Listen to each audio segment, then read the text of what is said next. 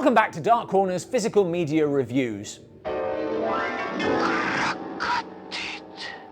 We're looking at Deaf Crocodile's 4K and Blu-ray release of Czech film Krakatit, directed by Otakar Vávra. The title derives from the volcano Krakatoa and is the name given by inventor Prokop to his devastating new invention.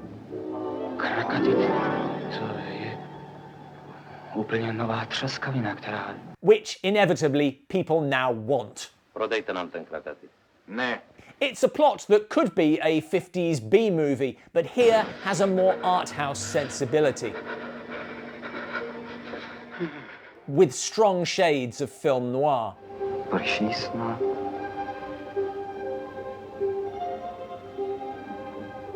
The film opens with this title. The story takes place in the midst of a fever dream. That is literally the case, as the man we will come to know as Prokop is discovered unconscious. And the film slips into his dream.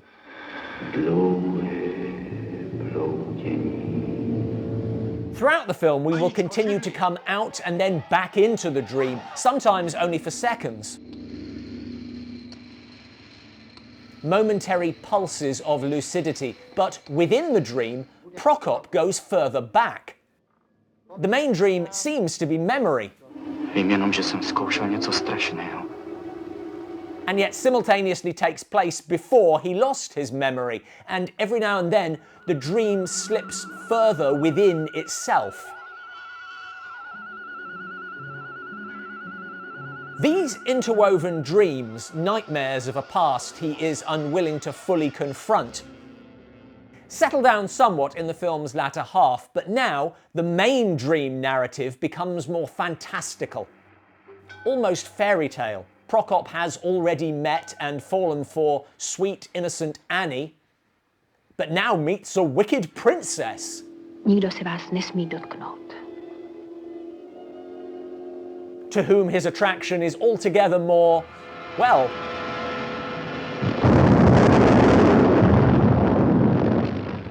explosive.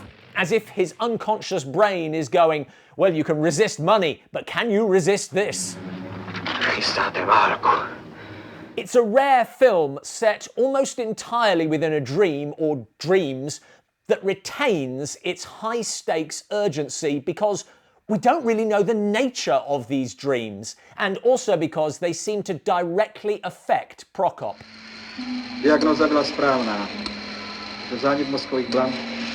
His life hanging in the balance.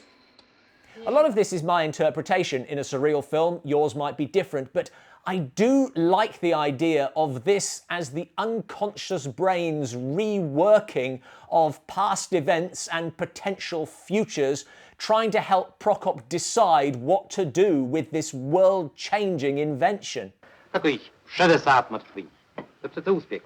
It does also get into ideology and even politics. There's a lovely Faustian scene with an arms manufacturer.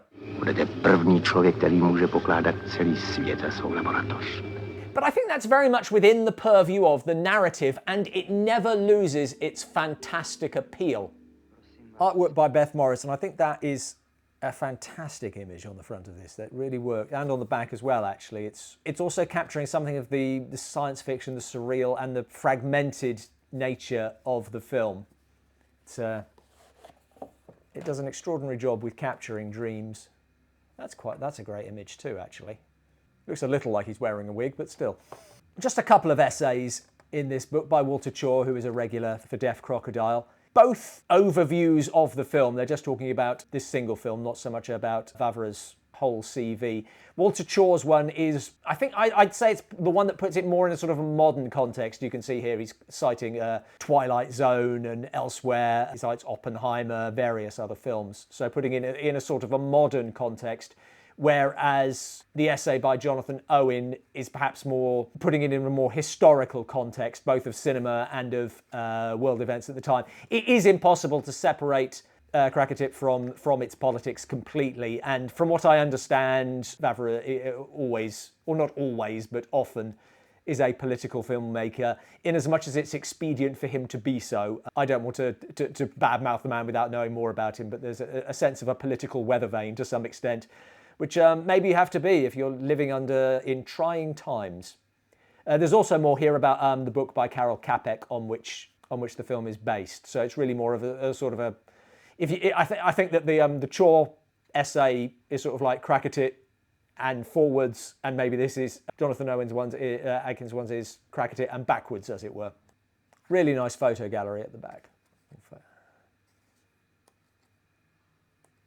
Because it is a film of striking images and strong science fiction ones. 1948, there's not a huge amount of science fiction going on.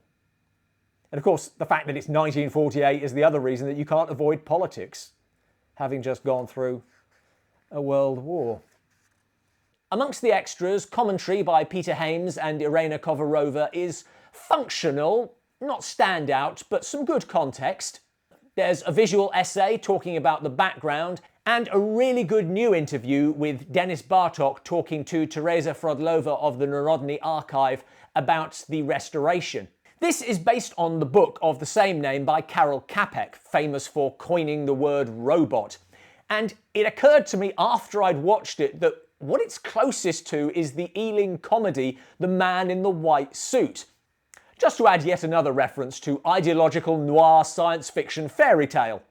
There is a lot going on here, but I thought that it brought it together quite cohesively, and while it can be a bit talky and a bit preachy and a bit on the nose, and if you prefer your drama clear-cut, not for you, the dream structure really worked for me as an original way of approaching quite a regular storyline. I wouldn't say I loved it, but I enjoyed it. Thanks for watching. Please like and subscribe. Any thoughts on this one or on other films that make dreamy structures work? Let us know in the comments below.